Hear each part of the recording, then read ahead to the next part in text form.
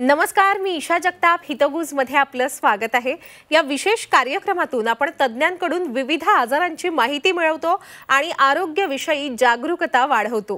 पुरुषांमध्ये एक आजार आढळून येतो. कदाचित आपल्यापैकी अनेक जण याविषयी आज पहिल्यांदा ऐकतील. आज आपण माहिती जाणून घेणार आहोत प्रोस्टेट ग्रंथी वाढ याविषयी, ज्याबाबत मार्गदर्शन करण्यासाठी कार्यक्रमात सहभागी झाले आहेत डॉक्टर राजीव चौधरी. नमस्कार डॉक्टर, कार्यक्रमात आपलं स्वागत आहे. नमस्कार. चर्चेला सुरुवात करूया. तत्पूर्वी डॉक्टरांची ओळख करून देते. डॉक्टर राजीव चौधरी हे पुण्यातील रुबी हॉल क्लिनिकमध्ये वरिष्ठ यूरोलॉजिस्ट, प्राध्यापक आणि विभाग प्रमुख म्हणून कार्यरत आहेत. UK मधील 4 वर्षांसह मागील 35 वर्षांपासून यूरोलॉजीमधील वरिष्ठ यूरोसर्जन म्हणून ते कार्यरत आहेत. त्यांच्या कार्यावर सुमारे 25हून अधिक संशोधन प्रकाशनं प्रकाशित केली गेली आहेत. ते प्रोस्टेट कॅन्सरचे विशेषज्ञ आहेत. आता आपण चर्चेला सुरुवात करूया. डॉक्टर, या चर्चेच्या सुरुवातीलाच आपल्याकडून जाणून घ्यायचे की मुळात प्रोस्टेट ग्रंथी म्हणजे काय आणि त्यातून कर्करोग कसा विकसित होतो आणि त्याचे रिस्क फॅक्टर्स काय असतात? प्रोस्टेट ही एक अक्रोडाच्या आकाराचा ग्रंथी आहे, जी लघवीच्या पिशवीच्या तोंडाशी असते. जसं आपण या चित्रात दाखवलेलं आहे, ही लघवीची पिशवी आहे आणि ही प्रोस्टेटची गाठ आहे. या प्रोस्टेटच्या गाठीमधून लघवीचा मार्ग जातो. ज्यावेळी पण प्रोस्टेटची गाठ वाढते त्यावेळी लघवीचा मार्ग जो आहे हा दाबला जातो आणि त्यामुळे सगळे त्रास हे पुरुषांमध्ये होतात. हे लक्षात ठेवायला पाहिजे की प्रोस्टेटची गाठ ही फक्त पुरुषांमध्ये असते आणि ती प्रजनन संस्थेचा एक भाग आहे. जसं आयुष्यमान वाढत चाललेलं आहे त्यानुसार प्रोस्टेटच्या आजारांचं प्रमाण सुद्धा वाढत चाललेलं आहे. एक लक्षात ठेवायला पाहिजे की प्रोस्टेटची वाढ जी आहे ही 2 कारणांमुळे होते. एक कर्करोगामुळे होते किंवा कर्करोग नसल्यामुळे वयानुसार जे प्रॉब्लेम्स क्रिएट होतात तशीच प्रोस्टेटची गाठ पण वाढते. साधारणतः वयाच्या 40 नंतर प्रोस्टेटच्या गाठीचं प्रमाण, त्याचं आकारमान वाढायला लागतं. पण मेन वाढ जी आहे ही 50 नंतर किंवा 60व्या वर्षानंतर सुरुवात होते. आपण जर या स्लाइडमध्ये बघितलं तर साधारणतः 60 ते 90 वयाच्या पुरुषांमध्ये जवळजवळ 50% रुग्णांना प्रोस्टेटचा आजार हा असतो. प्रोस्टेटची जी वाढ असते ही टेस्टोस्टेरॉन हे पुरुषत्वाचं जे हॉर्मोन आहे किंवा संप्रेरक आहे त्याच्यामुळे ही वाढ होत असते. टेस्टोस्टेरॉन हे अतिशय महत्वाचा सबस्टन्स जो रक्तात असतो त्याच्या आणि प्रोस्टेटचा अतिशय जवळचा संबंध आहे. आणि आपण जर बघितलं की प्रोस्टेटची गाठ का वाढते तर वयोमानानुसार मेनली प्रोस्टेटची गाठ वाढत असते. पण प्रोस्टेटच्या कॅन्सरचे काही रिस्क फॅक्टर्स नक्कीच आहेत. जसं वय वाढतं तसं 70च्या वयानंतर प्रोस्टेट कॅन्सर वाढण्याची शक्यता जास्त असते. तसंच एशियन लोकांमध्ये मात्र प्रोस्टेट कॅन्सर होण्याची शक्यता ही कमी असते. ज्यांच्या घरामध्ये प्रोस्टेट कॅन्सरचा कौटुंबिक इतिहास किंवा फॅमिली हिस्ट्री आहे त्यांच्यामध्ये सुद्धा 10% प्रमाण हे जास्त असू शकतं. ज्यांचा जास्त चरबीयुक्त आहार आहे किंवा लाल मांस ज्यांच्या जेवणामध्ये जास्त आहे त्यांना प्रोस्टेट कॅन्सर होण्याची शक्यता ही जास्त असते. ओबेसिटी किंवा स्थूलता आणि असेच तंबाखूचा आजार यामुळे नेहमीच कुठल्याही कॅन्सरचं प्रमाण हे वाढण्याची शक्यता असते. अच्छा, प्रोस्टेट कर्करोग किंवा मुळात प्रोस्टेट समस्येची सर्वसामान्य लक्षणं कोणती असतात डॉक्टर? आपण आता जसं बघितलं तसं प्रोस्टेटची वाढ झाल्यामुळे लघवीचा मार्ग दाबला जातो. त्यामुळे मागे असलेल्या लघवीच्या पिशवीला जास्त जोर लावून लघवी ढकलायला लागते आणि त्यामुळेच काही लक्षणं किंवा काही तक्रारी पुरुषांना यायला सुरुवात होते. काही लोकांना लघवी करताना जळजळ होते किंवा आग होते. काही लोकांना जास्त वेळा लघवीला जावं लागतं किंवा रात्री सुद्धा लघवी करण्यासाठी उठावं लागतं. तसेच काही लोकांच्या लघवीची धार जी आहे ती कमी होते आणि पायाच्या जवळ पडायला लागते. काही रुग्णांना लघवीमध्ये रक्त येतं आणि रक्त येण्याच्या अनेक कारणांपैकी प्रोस्टेट गाठीचे आजार हे एक प्रमुख कारण आहे. काही लोकांना बॅकएक होतो किंवा पाठीत दुखतं किंवा पेल्विसमध्ये दुखतं, पाठीच्या खालच्या भागात दुखतं. काही लोकांना लघवी मागे राहिल्याचं सेन्सेशन कायम राहतं किंवा प्रोस्टेटमध्ये जंतू झाले किंवा दुसरं काही प्रॉब्लेम झाले तर वीकनेस येतो किंवा अशक्तपणा जाणवतो. आपल्याकडून प्रोस्टेट कर्करोगाचं निदान कसं केलं जातं आणि त्यासाठी कोणत्या तपासण्या उपयुक्त असतात?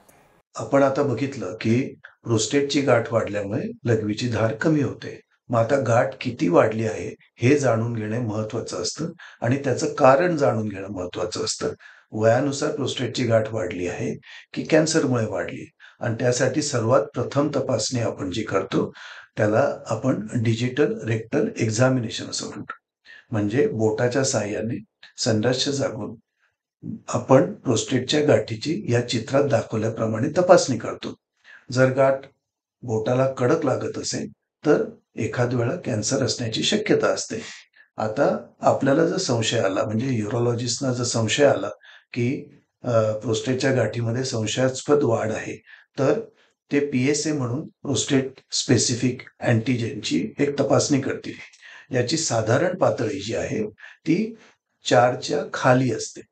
पण ती 4 पेक्षा जास्त असली म्हणजे कॅन्सर आहेच असं नाही. कारण प्रोस्टेटच्या गाठीमध्ये किंवा लघवीच्या मार्गात जर जंतूंचा प्रादुर्भाव झालेला असला, इन्फेक्शन असलं, तरी सुद्धा PSAची पातळी वाढू शकते. ज्यावेळी PSA 4 ते 10च्या दरम्यान असतं त्यावेळी आम्ही आणखी एक तपासणी करायला सांगतो. ही रक्ताची तपासणी आहे. त्याला PHI किंवा प्रोस्टेट हेल्थ इंडेक्स असं म्हणतात. ज्यामुळे प्रोस्टेटची गाठीच्या वाढी संबंधित आपल्याला अधिक माहिती मिळते आणि 10 पेक्षा जास्त असलं तर मग आपण पुढच्या तपासण्या करण्यास सांगतो. आता प्रोस्टेटचा जर कॅन्सर असेल तर हा कॅन्सर हाडांमध्ये पसरू शकतो, लिम्फ नोड्समध्ये पसरतो किंवा बाकीच्या शरीरातल्या अवयवांमध्ये सुद्धा पसरू शकतो आणि त्याची जाणकारी करून घेण्यासाठी म्हणून MRI ही जी तपासणी आहे त्याचा एक स्पेशल प्रकार आहे. दॅट इज त्याला म्हणतात MP-MRI. हा MP-MRI किंवा आपण PSMA पेट स्कॅन अशा तपासण्या करतो. या तपासण्यांमध्ये आपल्याला प्रोस्टेटच्या आजारासंबंधात जास्त माहिती मिळू शकते आणि ज्यावेळी युरोलॉजिस्टना किंवा मूत्ररोग तज्ञांना जास्त शक्यता वाटते किंवा या तपासण्यांमध्ये प्रोस्टेट कॅन्सर असण्याची शक्यता वाढते त्यावेळी आपण अल्ट्रासोनोग्राफीच्या साहाय्याने ट्रान्स रेक्टल म्हणजे संडासच्या जागून अल्ट्रासोनोग्राफीच्या साहाय्याने आपण प्रोस्टेट गाठीची विशेष बायोप्सी करतो. म्हणजे तुकडा काढून आपण ते तपासायला पाठवतो आणि त्याचा रिपोर्ट आल्यानंतरच आपण पुढे ट्रीटमेंट करण्यास सुरुवात करतो. डॉक्टर, सर्व वाढलेल्या प्रोस्टेटवर उपचार करणं शक्य आहे का? आणि विशेषतः सौम्य वाढीवर उपचार करण्यासाठी विविध पद्धती कोणकोणत्या आहेत? सर्वप्रथम हे महत्वाचं आपण समजून घेतलं पाहिजे. आमच्याकडे बरेच असे रुग्ण भेटायला येतात की त्यांना म्हणायचं आहे की सोनोग्राफी मी अशीच केली होती आणि त्याच्यात प्रोस्टेटची गाठ वाढलेली आहे. जर रुग्णाला कुठल्याही प्रकारचा त्रास नसेल, लघवीचा कुठल्याही प्रकारचा त्रास नसेल आणि फक्त प्रोस्टेटची गाठ वाढली आहे एवढंच निदान असेल तर आपण एकदा तपासून घ्यावे. पण त्याला ट्रीटमेंट करण्याची गरज असेल असं मुळीच नाही. कारण काय की जर बाकी सगळी तक्रारी नसतील आणि ती गाठ कॅन्सरमुळे वाढलेली नसेल तर त्याची पुढे ट्रीटमेंट करण्याची काही आवश्यकता नाही. पण ज्यावेळी रुग्णांना लघवीचा त्रास वर सांगितल्याप्रमाणे व्हायला लागतो त्यावेळी मात्र त्याची काही उपचार पद्धती आपल्याला अंमलात आणायला लागते. आता आपण या चित्रात जसं बघतोय की काही वेळा पहिल्या चित्रात जसं दाखवलंय की लघवीच्या पिशवीचं तोंड फक्त त्याचे स्नायू वाढले, प्रोस्टेटची गाठ नाही वाढली. दुसऱ्या याच्यात प्रोस्टेटच्या गाठीचे लॅटरल लोब्स वाढलेले आहेत किंवा तिसऱ्या याच्यामध्ये lateral lobes plus median lobe वाढलेत. म्हणजे तिन्ही लोब जे भाग असतात ते तिन्ही वाढलेले आहेत आणि शेवटच्या पिक्चरमध्ये जर आपण बघितलं तर फक्त मधला प्रोस्टेटचा भाग हा वाढलेला आहे. आणि जशी ही वाढ असते आणि बाकीच्या ज्या तपासण्या आम्ही करतो, उदाहरणार्थ मशीनमध्ये लघवी करण्याची टेस्ट करायला सांगतो ज्याला आपण युरोफ्लोमेट्री असं म्हणतो.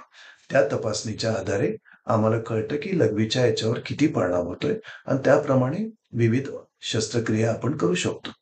नवीन ज्या शस्त्रक्रिया आहे या ऍक्च्युली तरुण लोकांसाठी आहे ज्यांना अजून लैंगिकदृष्ट्या किंवा संभोगाच्या दृष्टीने सक्रिय राहायची इच्छा असते.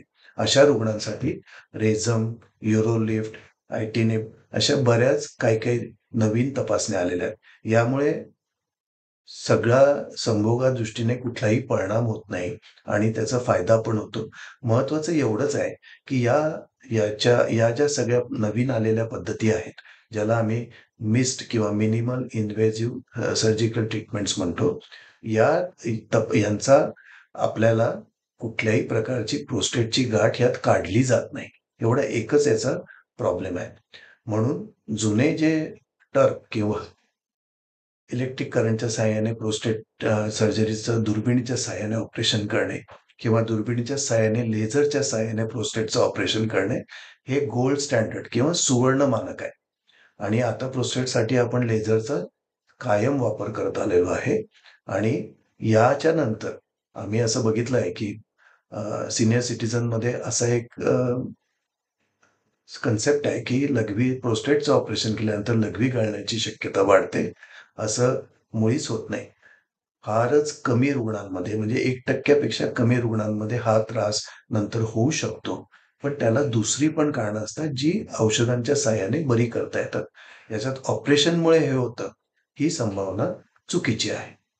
आणि जर प्रोस्टेटची गाठ खूपच मोठी झालेली असेल, जी 100 ग्रॅमपेक्षा पण मोठी असेल, तर मात्र दुर्बिणीच्या ऑपरेशनने म्हणजे आपण लेझरने जे करतो, ती स्टीलच्या दुर्बिणीला लघवीच्या मार्गात 1.5 ते 2 तासापेक्षा जास्त वेळ राहावं लागतं आणि त्यामुळे दुसरे प्रॉब्लेम्स होऊ शकतात.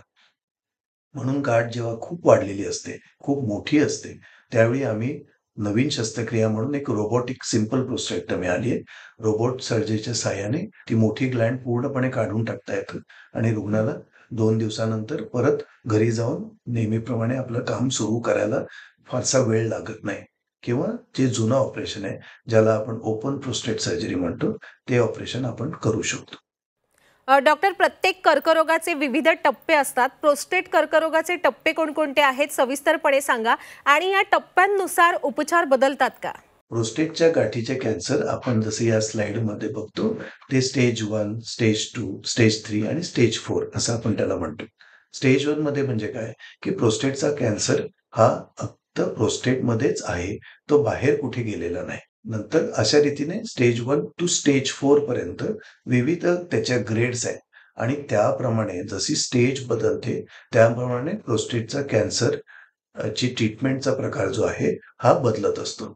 तर आपण जर बघितलं की जो कॅन्सर फक्त प्रोस्टेटमध्येच आहे आणि तो शरीरामध्ये बाहेर कुठेही परिणाम गेलेला नाही, तसेच रुग्णांना कुठले मोठे आजार नाही, त्यांचं वय खूप जास्त नाहीये आणि जनरली आपण असं म्हणतो की 10 वर्षापेक्षा आरामात आनंदाने ते राहू शकतात जर त्यांना प्रोस्टेटचा कॅन्सर बरा झाला तर.